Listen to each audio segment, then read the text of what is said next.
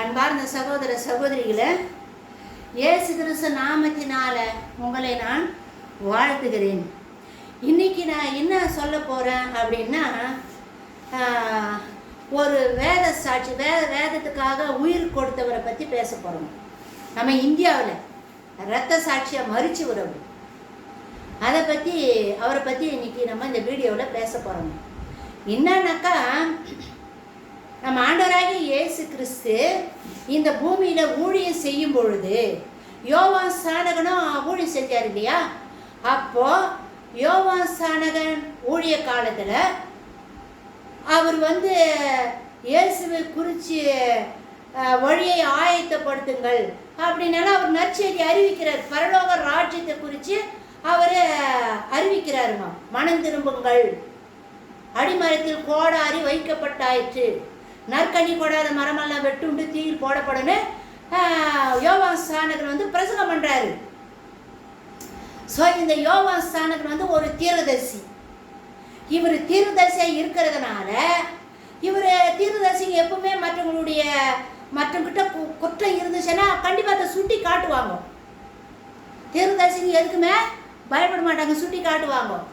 அந்த மாதிரி இருக்கும்பொழுது யோவான் ஸ்நானகன் ஏரோது கிட்ட போய் பேசி, ஏரோது என்ன தப்பு பண்ணியிருந்தான்? ஏரோது அவனுடைய தம்பி பிலிப்பினுடைய மனைவி இவன் வச்சுட்டு இருக்கிறான். யாரு? இந்த ஏரோது ராஜா. அப்போ அவன் தம்பிக்கு தெரியாது, தம்பி மனைவியை இவன் அனுபவிச்சுட்டு இருக்கிறான். இந்த விஷயம் தீர்க்கதரிசிக்கு தெரிஞ்சிருக்குது. தெரிஞ்சதுனால யோவான் ஸ்நானகன் போய் சொல்றாரு. யார்கிட்ட சொல்றாரு? ஏரோது கிட்ட சொல்றாரு. இந்த மாதிரி நீ உன்னுடைய சகோதரனுடைய மனைவியை வச்சுட்டு இருக்குதே தப்பு, நீ இந்த மாதிரி செய்யக்கூடாது அப்படின்னு சொல்றாரு. ஏரோது அவன் ஒரு ராஜா. அவன்கிட்ட போயிட்டு யோவான் ஸ்நானகன் சொல்றாரு. உடனே ஏரோதுக்கு கோபம் அவனை வெட்டின்னு தான் அழிச்சணும்னு நினைச்சான் ஏரோது. ஆனா மக்களுக்கு பயந்ததுனால அவன் ஒரு தீர்க்கதரிசியா இருக்கிறான் அப்படின்றதுனால பயந்து என்ன பண்ணிட்டான் ஏரோது, யோவான் ஸ்நானகனை சிறைச்சாலையில போட்டுடுறாரு. சிறைச்சாலையில இருக்கிறான். அந்த சிறைச்சாலையில இருக்கிறவங்களுக்கு சாப்பாடு கொடுப்பாங்கல்ல, சாப்பாடு தண்ணி கொடுப்பாங்கல்ல, அந்த மாதிரி ஏரோது அரண்மனையில இருந்து யோவான் ஸ்நானகன் ஜெயிலில் போட்டாங்கல்ல, அந்த ஜெயிலில் இருக்கிறவங்களுக்கு சாப்பாடு கொண்டு போய் கொடுக்கணும். அப்படி சாப்பாடு கொண்டு போய் கொடுத்த ஒரு ஆளு தான் மேரி மேக்தலேன், மரிய மதலேனாள், மேரி மேக்தலேன். இவங்க தான் போயிட்டு அந்த சாப்பாடை ஜெயிலில் இருக்கிறவங்களுக்கு கொடுக்குறாங்க. ஏன் மேரி மேக்தலேன் ஏரோது அரண்மனைக்கு போனாங்க அப்படின்னா, அந்த நாட்டில் அழகான பெண்கள் இருந்தாக்கா ராஜாக்கள் கடத்திட்டு போயிடுவானுங்க. ராஜாக்கள் போர் சேவகர் மூலமாக கடத்திட்டு போயிடுவாங்க. கடத்திட்டு போய் ராஜா கிட்ட விட்டுருவாங்க, இல்லை அவங்களே கூட அனுபவிப்பாங்க. அந்த மாதிரி கொண்டு போய் மேரி மேக்தலேன் அழகாக இருக்கிறான்னு சொல்லிட்டு தான் ஒரு போர் சேவகனை கொண்டு போய் ஏரோது அரண்மனையில் விட்டுட்டான். ஏரோது அரண்மனையில் மேரி மேக்தலேன் இருக்கிறா. அவ தான் கொண்டு போய் யோவான் ஸ்நானகனுக்கு ஜெயிலுக்கு சொல்ல சாப்பாடு தண்ணி கொடுத்தது. அப்போ யோவான் ஸ்நானகன் சொல்றாரு, மா நீ தேடி வந்தியே, நீ தேடி வந்தது இங்க உனக்கு கிடைச்சிச்சா அப்படின்னு யோவான் கேட்கிறாரு. அதுக்கு அந்த அம்மா வாய் ஒண்ணுமே பேசல.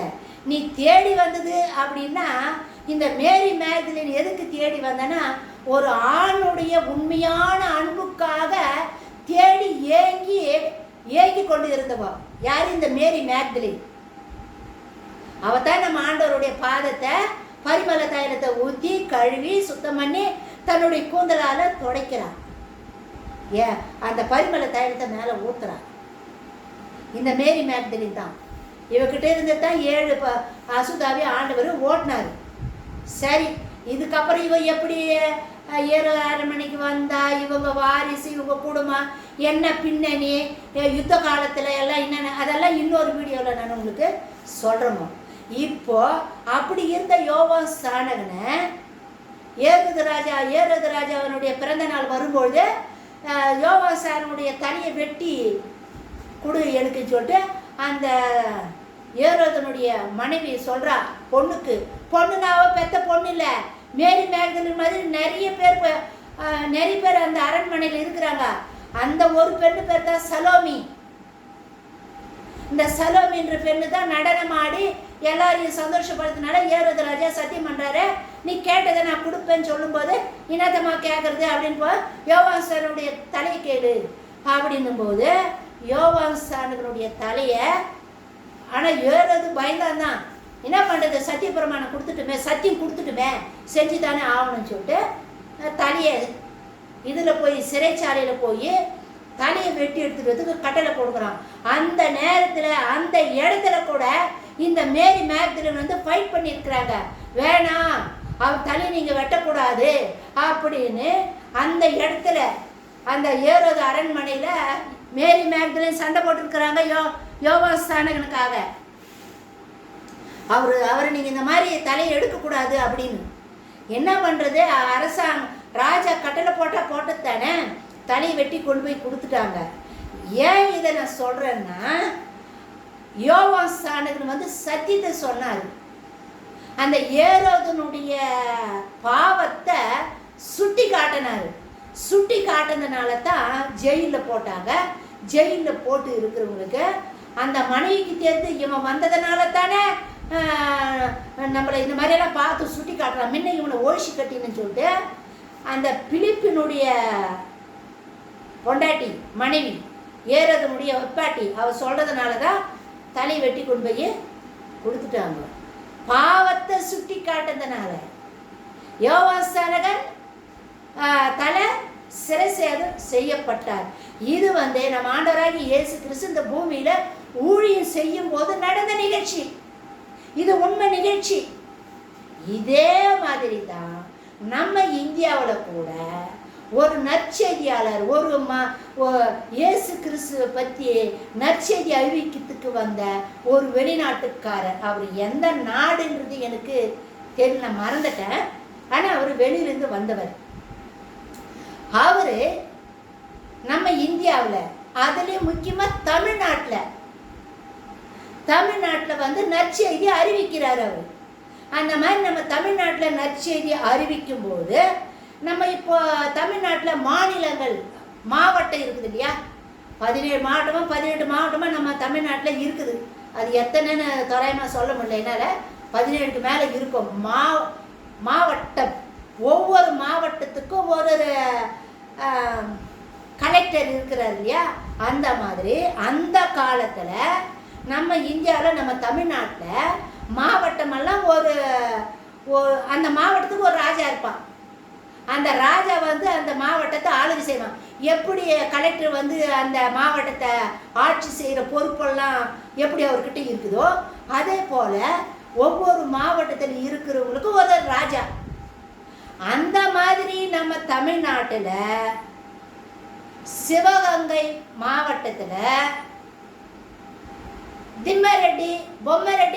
திம்மரெட்டி பொம்மரெட்டின்னு என்ற அரசர்கள் வந்து ஆட்சி செஞ்சுட்டு இருக்கிறாங்க. இந்த மாதிரி ஆட்சி செய்யும் பொழுது அந்த திம்மரெட்டி வந்து 5 பொண்டாட்டி அவனுக்கு. அந்த மாதிரி நற்செய்தியை அறிவிச்சிட்டு இருக்கும்போது அந்த திம்மரெட்டிக்கு வந்து ஜுரம் வந்துடுச்சான். ஜுரம் வந்ததுனால என்னென்னவோ பண்ணுறாங்க, வைத்தியம் பண்ணுறாங்க, ஜுரம் நல்லா இல்லையா. அப்போ அங்கே இருக்கிறவங்களாம் சொல்கிறாங்களாம், நம்ம இடத்துல நம்ம நாட்டுக்குள்ளவே, அதாவது சிற்றரசர்கள் இல்லையா, நம்ம நாட்டுக்குள்ளவே ஒரு ஆள் இருக்கிறான், அவன் வெளிநாட்டுலேருந்து வந்தான், அவன் புதுசாக ஒரு கடவுளை பற்றி சொல்லின்னு வரான். அவன் வந்து அவன் கடவுளை வேண்டிக்கினாக்கா எப்பேற்பட்ட நோயும் நல்லா ஆயிடுது. அவனை கூப்பிட்டு ஜபம் பண்ண சொன்னாக்கா உங்கள் நோய் தீரும் இல்லையா அப்படின்னு திம்மரெட்டியினுடைய அந்த அரண்மனையில் இருக்கிற ஆலோசகர்கள் சொல்கிறாங்க. ஏன்னா எது வந்தாலும் இந்த நோய் உங்களுக்கு நல்லாவிலையே, இந்த ஜுரம் போகலையே அப்படின்னு. சரி, அவனை போய் கூட்டின்னு வாங்கன்றாங்க. கூட்டின்னு வந்த பிறகு யார் தெரியுமா, அந்த நற்செய்தியாளர் வந்து வராரு, கடைசியாக சொல்கிற அந்த பேரை. அந்த நற்செய்தியாளர் வராரு, வந்து இவருக்கு திம்மரடிக்கு வந்து இயேசு பற்றி முதல்ல ஜபம் பண்ணார், நோய் நல்லாயிடுச்சு. அந்த திம்மரடிக்கு ஜுரமெல்லாம் போயிடுச்சு, நல்லா ஆரோக்கியமாயிட்டாரு. அவருக்கு ரொம்ப சந்தோஷம். இப்போ திம்மரடியும் இந்த நற்செய்தியாளரும் ஃப்ரெண்ட் ஆகிட்டாங்க. அடிக்கடிக்கு பேசுறது போகிறது வருது, ஃப்ரெண்ட் ஆகிட்டாங்க. அந்த மாதிரி ஃப்ரெண்டான நேரத்தில் இயேசு கிறிஸ்துவனுடைய போதனைகளை அந்த திம்மரடிக்கு சொல்கிறாரு, அந்த நற்செய்தியாளர் சொல்கிறாரு. அந்த மாதிரி சொல்லும் பொழுது அவர் என்ன சொல்கிறாரு, நீ வந்து 5 பொண்டாட்டி வச்சுருக்கிற, இந்த 5 பொண்டாட்டி நீ வச்சுன்னு இருக்கக்கூடாது, ஒரு ஆளுக்கு ஒருத்தர் தான் இருக்கணும்னு இயேசு போதிச்சு இருக்கிறாரு. அவர் தான் கடவுள். நம்ம இறந்துட்டாக்கா நம்ம பரலோகம் போக முடியாது. இது பாவம். ஒரு மனைவிக்கு மேலே பல மனைவிகளை வச்சுட்டு இருக்கிறது பாவம். இந்த பாவத்தை நீ செய்யக்கூடாது, இது கடவுளுக்கு பிடிக்காத காரியம் அப்படின்னு நல்ல ஆலோசனையை அந்த நற்செய்தியாளர் வந்து அந்த திம்மரடிக்கு சொல்லுகிறார். அந்த திம்மரடியும் இந்த நற்செய்தியாளருடைய பேச்சு கேட்டு எல்லாரையும் ஒரு தடவை அனுப்பிட்டாங்க. கடைசியாக இருந்தவ தான் அஞ்சாவது மனைவி, அவள் தான் கடைசியான ஆள். அவளையும் அனுப்பி முதல் மனைவி மட்டும் வச்சுக்கிட்டு மிச்ச 4 பேரையும் நீங்கள் போயிடுங்கன்னு சொல்லிட்டு வெகுமதி கொடுத்து அனுப்பிட்டாங்க. யாரும் அந்த திம்மரடி. இந்த கடைசியில் இருக்கிறாப்பார் 5வது மனைவி, அவளுக்கு கோபம். இந்த ஆள் நம்ம அரண்மனைக்கு இங்கே வந்து நம்ம புருஷனுக்கு இப்படி சொல்லி கொடுத்ததுனால தானே நம்மளை எல்லாம் வேலைக்கு வச்சுட்டான். அதனால் இந்த ஆள் இருக்கக்கூடாது, இந்த ஆளை நம்ம கொலை செய்திடணும் அப்படின்னு சொல்லிட்டு அவளும் அவளுடைய வீட்டாரும் அவள் சொந்த பந்தயின மக்கள் எல்லாம் ஒன்றா சேர்ந்து இந்த நற்செய்தியாளரை கொலை செய்யறதுக்கு திட்டம் போட்டாங்க. திட்டம் போட்டு அவரை கயிறு கட்டி வண்டியில் வச்சு இசுறு போகிறது, பல கொடுமையில செஞ்சுருக்கிறாங்க. கவலை ஓட்டுறாங்க பார்த்தியா, தண்ணி கவலை ஓட்டுறாங்களே, அந்த கவலை ஓட்டுற அந்த தொண்டத்தில் இவரை கட்டி இவரை கிணத்துல இறக்கி விடுவாங்களாம். கவலையை இறக்கி விட்டு மேலே விட்டு இப்படி மேலே எடுப்பாங்களாம். ஸோ நிறைய உபதிரவங்கள் மேலே இருந்து மலை மேலே இருந்து அப்படியே உருட்டி விட்டு இருக்கிறாங்க. முள்ளு செடியெல்லாம் இருக்கு, உடம்பெல்லாம் காயம். குதிரை வண்டியில் வச்சு கட்டின குதிரையை ஓட்டின்னு போனாக்கா எப்படி வேகமாக ஓடுது. அப்போ உடம்பெல்லாம் காயம் தானே. அவருக்கு அந்த நற்செய்தியாளருக்கு உடம்பெல்லாம் காயம், ரத்தம். ஆனால் கூட அவர் சாகலை, அவர் உயிர் போக மாட்டேங்குது. அப்போ என்ன பண்ணாங்க, இல்லை இவனை வெட்டிடணும் அப்படின்னு சொல்லிட்டு அவரை கூட்டிகிட்டு போய் ஒரு மலை, ஒரு குன்று, ஒரு உயரமான இடத்துல வச்சு அவரை முட்டி போட வச்சு கையை 2 பின்னாடி கட்டிட்டு, முட்டி போட வச்சு கை 2 பின்னாடி கட்டிட்டு கத்தி எடுத்துருக்குறாங்க இவரை வெட்டுறதுக்கு, தலையை கழுத்தை வெட்டுறதுக்கு. அந்த கத்தியை போய் வெட்டலான்னு போனால் கத்தி வெட்ட மாட்டேனுக்கு தான். அப்போ அந்த நற்செய்தியாளர் அந்த கத்தியை வாங்கி ஜெபம் பண்ணி அவன்கிட்டயே கொடுத்தாராம், இப்போ நீங்கள் வெட்டுங்க வெட்டிடும் அப்படின்னு. அதுக்கப்புறம் அந்த கத்தி எடுத்து ஒரு துண்டு வெட்டினாராம். வெட்டின உடனே துண்டம் தனியாக போய் விழுந்துச்சு, தலை தனியாக போய் விழுந்துச்சு. துண்டம் உயிர் இருக்கிற வரைக்கும் இந்த பாடி துடிக்கும் இல்லை, இந்த கோழி அறுத்துட்டா எப்படி எகிரி துள்ளுது, அந்த மாதிரி இவருடைய சரீரமும் துள்ளி இருக்குது. இவருடைய ரத்தம் எங்கெங்கெல்லாம் சிந்தப்பட்டுச்சோ அவ்வளோ ஆழத்துக்கு மண்ணு தோண்டனா மண்ணு சகப்பாதான் இருக்குதான் இப்போ கூட. அது எந்த இடம் தெரியுங்களா? தமிழ்நாட்டில் சிவகங்கை மாவட்டம் ஓரியூர் என்ற கிராமத்தில் ஓரியூர் என்ற இடத்துல நடந்த நிகழ்ச்சி இது. நம்ம தமிழ்நாட்டில் அந்த நற்செய்தியாளர் யார் அப்படின்னா அருளானந்தர். அவர் பேரு அருளானந்தர். இயேசு கிறிஸ்துவுக்காக, இயேசுனுடைய நற்செய்தி பணி அறிவிக்கிறதுக்காக நம்ம இந்தியாவுக்கு வந்த நற்செய்தியாளர். அவர்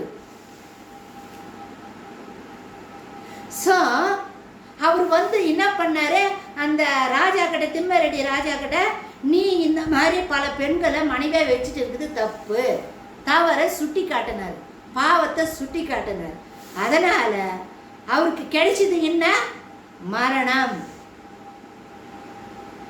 ஸோ அந்த அருளானந்தர், ஏன் நான் இந்த அருளானந்தரை பற்றி அவ்வளோ ஆர்வமாக பேசுகிறேன்னா, நான் ஆர்சியில் இருக்கும்பொழுது எங்கள் ஏரியாவில் பரிசுத்த ஆவியை அங்கேயே அந்த சபையில் இருக்க சொல்ல தான் பரிசுத்த ஆவியை நான் பெற்றேன். பரிசுத்த ஆவியை பெற்ற பிறகு நாங்கள் நற்செய்தி அறிவிக்கிறதுல ரொம்ப ஆர்வமாக இருக்கிறோம். ஸோ எங்களுடைய ஆர்வத்தை பார்த்த எங்கள் பங்கு தந்தை அவர் என்ன சொன்னாருன்னா, அவருக்கு தெரியுது நானே என்னோட கூட சேர்ற கூட்டமெல்லாம் எப்படி இருக்கிறோன்னு அவருக்கு தெரியுது. அப்போ அவர் என்ன பண்ணார், நான் பெண்கள் சங்கத்தை வச்சு நடத்திட்டு இருக்கிறோமா, அன்னை தெரேசா பெண்கள் என்ற சங்கத்தை நடத்திட்டு இருக்கிறேன். அந்த சங்கத்தில் கிட்டத்தட்ட ஒரு 60 பேர் இருந்தாங்க. அதில் ஒரு சிலர் என்ன பண்ணாங்க, ஒரு பத்திரத்தை கொண்டு வந்தாங்க. அந்த பத்திரத்தில் எங்கள் இடத்த சேர்ந்த ஒரு அம்மா எங்கள் ஏரியாவை சேர்ந்த ஒரு அம்மா அந்த இடத்த அந்த பங்கு சாமியார் அந்த பங்குக்கு எழுதி வச்சுடுச்சான். அந்த அம்மா தான் குழந்தை இல்லையா, அந்த அம்மா பராமரிக்கிறதுக்கு யாரும் ஆள் இல்லை, என்னை சாவர காலத்தில் என்னை பார்த்து என்னை எடுத்து போட்டுவிடுங்க ஃபாதர் அப்படின்னு சொல்லிட்டு அந்த அம்மா சொல்லிட்டு அந்த சொத்து அந்த தேவாலயத்துக்கு எழுதி வச்சுச்சான். அப்போது எழுதி வச்சு அந்த அம்மா செத்து போச்சு. அந்த பத்திரம் இந்த அம்மா கொண்டு போய் கொடுத்தது ஒரிஜினலாக என்னன்னு தெரியல, என்கிட்ட கொண்டு பத்திரம் தாய் பத்திரத்தை கொண்டு வந்தாங்க. அந்த தாய் பத்திரத்தை பார்த்த பிறகு இந்த மாதிரியெல்லாம் இடம் இருக்குதுமா, நீங்கள் சங்கம் வச்சு நடத்துறீங்களே, இந்த இடத்த எங்களுக்கு வாங்கி கொடுங்க அப்படின்னு கேட்டாங்க. அப்போ நாங்கள் போராட்டம் பண்ணி எங்கள் ஏரியாவில் இருக்கிற கிறிஸ்துவ மக்களெல்லாம் ஒன்றா சேர்ந்து பங்கு சாமியார்கிட்ட போய் எங்கள் ஏரியாவில் இருக்கிற ஒரு அம்மா இந்த மாதிரி எழுதி கொடுத்துருக்குறாங்களே, எங்களுக்கு தேவாலயம் வேணும், நீங்கள் தேவாலயத்தை கொடுங்க அப்படின்னு சொல்லும்போது அந்த இடத்த இன்னொரு ஆளுக்கு டயாசிஸ் மூலமாக எழுதி கொடுத்துட்டுருக்குறாங்க. அப்போ நாங்களாம் போய் சண்டை போட்டோம், எங்களுக்கு அந்த இடத்த கொடுங்க, எங்களுக்கு வேணும், எங்களுக்கு ஆலயம் வேணும், ஆலயம் கட்டி கொடுங்க, இவ்வளோ இங்கிருந்து அவ்வளோ தூரத்துக்கு எங்கள் பங்குக்கு எங்களால் வர முடியாது, குழந்தை குட்டிமா தூக்கினாலாம் வர முடியாது, வயசானவங்களெல்லாம் இருக்கிறாங்க, ஆலயத்தை கட்டி கொடுங்கன்னு கேட்கும்பொழுது அவங்க சொன்னாங்க, சரி உங்களுக்கு நாங்கள் ஆலயம் கட்டி கொடுக்குறோம், நீங்கள் போய் இடத்த பாருங்கள் அப்படின்னாங்க. நீங்கள் போய் இடத்த பார்த்து சொல்லுங்கள், அந்த இடத்த நாங்கள் வாங்கி கொடுத்துட்றோம், இந்த இடத்துக்கு பதிலாக நாங்கள் வேறு ஒரு இடத்த வாங்கி கொடுத்துட்றோம் நாங்கள். அப்போ நாங்கள்லாம் ஒன்றா சேர்ந்து ஃபாதர் இப்படியெல்லாம் சொல்கிறாரு, நம்ம போய் இடத்த தேடலாம் அப்படின்னு சொல்லி நாங்கள் போய் இடத்த தேடணும். அப்போது இடத்த தேடும்போது எந்த இடம் தேடணும், நான் ஜெபிக்கிறேன், ஆண்டவரே எந்த இடம் நீங்கள் கொடுக்குறீங்க, எங்களுக்கு அந்த இடத்த காட்டுங்க, அங்கே தேவாலயம் வரணும், நீங்கள் அந்த இடத்த எங்களுக்கு காட்டுங்க அப்படின்னு ஜெபம் பண்ணும்போது ஆண்டவர் ஒரு தென்னை மரத்து சூழல் கூட்டமாக தென்னை மரம் இருக்கிற இடத்த ஒரு இடத்த காட்டினாங்க. இந்த மாதிரி எங்கள் குழுவில் எங்கள் ஏரியா மக்கள்கிட்ட இதை நான் சொன்னேன், இந்த மாதிரி தரிசனத்தில் ஆண்டவர் காட்டிக்கிறாரு, நீங்கள் பாருங்கன்னா அதே மாதிரி அதே இடம் தரிசனத்தில் எந்த இடம் வந்துச்சோ அதே இடம் வந்துச்சு. 12 லட்சத்தில் வாங்கி அந்த இடத்த வாங்கினாங்க. அந்த இடத்துல தேவாலயம் கட்டினாங்க. கட்டினதுனால தான் அந்த ஆலயத்துக்கு அருளானந்தர் ஆலயம்னு பேர் வச்சுக்கிறாங்க. ஏன் பேர் வச்சாங்கனாக்கா, எங்கள் ஏரியாவில் இருக்கிற மக்கள் எல்லாம் நற்செய்தியில் ரொம்ப ஆர்வமாக்குறாங்க. அதை பார்த்த அந்த குருவானவர் அதனால தான் மறை சாட்சியாக இரத்த சாட்சியாய் மறித்த அந்த அருளானந்தர் அவருடைய பேரை இங்கே கொண்டு எங்கள் ஏரியாவில் இருக்கிற அந்த தேவாலயத்துக்கு அந்த பேரை வச்சாங்க. அங்கிருந்து தான் அந்த மண்ணெல்லாம் கொண்டு வந்தாங்க. இந்த புஸ்தகமெல்லாம் வாங்கினது எங்ககிட்ட கொடுத்தாங்க. ஸோ இந்த மறைசாட்சியினுடைய வாழ்க்கை வரலாறை படித்ததுனால தான் எங்களுக்கு இன்னும் ஆர்வமாச்சுங்க. ஸோ இப்போ நான் ஆர்சியில் இல்லைங்க, இப்போ நான் ஆவிக்குரிய சபையில் இருக்கிறேன். ஸோ எதுக்கு இந்த நற்செய்தியாளராக இருக்கிற மறைசாட்சி வேதத்துக்கு மறிச்ச அருளானந்தரை பற்றி ஏன் சொல்கிறேன்னா, உண்மையை உறக்க சொன்னால் உபத்திரம் வரும். உண்மையை நீ பேசுனீன்னா உலகத்துக்கு உண்மையை நீ சொன்னியனா கண்டிப்பாக உபத்திரவம் வரும். உபத்திரவம் வருதேன்னு உண்மையை சொல்லாம மறைக்க கூடாது. உபத்திரவம் வருதேன்னு சொல்லிட்டு உண்மைய சத்தியத்தை உலகத்துக்கு சொல்லாம இருக்கக்கூடாது. சத்தியத்தை சத்தியமா தான் சொல்லணும். சத்தியத்தை அறியுங்கள், சத்தியம் உங்களை விடுதலையாக்கும். அந்த நாள்ல வாழ்ந்த அருளானந்தர் எந்த ஒரு சிலையும் அவர் வணங்கல. நாடோடியா திரிஞ்சு போற இடமெல்லாம் நற்செய்தி அறிவிச்சாரு. அதே போல நாமளும் ஆண்டவருடைய வார்த்தை தான் முக்கியம். சத்தியத்தை அறியுங்கள், சத்தியம் உங்களை விடுதலை ஆக்கும். வசனம் தான் நம்மளுக்கு விடுதலை, வசனம் தான் நம்மளுக்கு ஆகாரம், வசனம் தான் நம்மளை வாழ வைக்கும், வசனம் தான் நம்மளுக்கு ஜீவன், வசனம் தான் ஆவியும் ஜீவனமா இருக்குதுன்னு வேதத்தில் எழுதி இருக்குது. அதனால சத்தியம் தான் நம்மளை விடுதலை. வார்த்தை தான் விடுதலை, வார்த்தை தான் விடுதலை. வேற எந்த புனிதர்கிட்ட போனாலும் யார்கிட்ட போனாலும் உனக்கு விடுதலை கிடைக்காது, எனக்கு விடுதலை கிடைக்காது. வசனம்தான். வசனத்தின் மூலமாக ஆவியானவர் கிரியை செய்கிறார். ஆவியானவர் எங்க உண்டு அங்க விடுதலை உண்டு. வசனம் ஆவியும் ஜீவனமா இருக்குது. சோ வசனத்தை ஆர்வமா படிங்க. இந்த உலகத்துக்கு ஒளி கொடுக்கக்கூடியது வார்த்தை தான். இந்த வார்த்தை படிச்சா தான் நம்மளுடைய மனக்கண்கள் திறக்கப்படும். நான் இருளில் நடக்கிறேன்னா வெளிச்சத்தில் நடக்கிறேன்னு அப்பதான் எனக்கு தெரியும். வார்த்தை படிச்சாதான் தெரியும். வார்த்தை படிக்கலைன்னா எனக்கு வெளிச்சம் கிடைக்காதுங்க. என்னுடைய மனக்கண்கள் திறக்கப்படாது. என்னுடைய அனுபவத்தை தான் உங்களுக்கு இப்ப நான் சொல்லின்னு இருக்கிறேன். வார்த்தையினால பல பல ஆயிரம் நன்மைகளை, பல விடுதலைய நான் பெற்றிருக்கிறேன். அதனால தான் உங்களுக்கு சொல்றேன், நற்செய்தி படிங்க, ஆண்டவருடைய வார்த்தையை படிங்க. படிக்கிறதுனால, இந்த வார்த்தை மற்றவங்களுக்கு சொல்றதுனால உபத்திரம் வரும். உபத்திரம் வருதேன்னு சொல்லிட்டு உண்மையை சொல்லாம இருந்துடாதீங்க.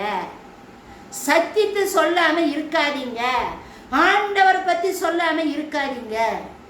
உலகத்தில் உபத்திரம் உண்டு, திடன்கொள், உலகத்தை நான் ஜெயித்தேன் ஏசாமி சொல்றாரு. போராட்டத்துல, பிரச்சனையில, ஆபத்து விபத்துல, இந்த உலகத்துல நம்மளை எதிர்நோக்கி வர எந்த பிரச்சனைக்கும் விடுதலை வசனம் தான்.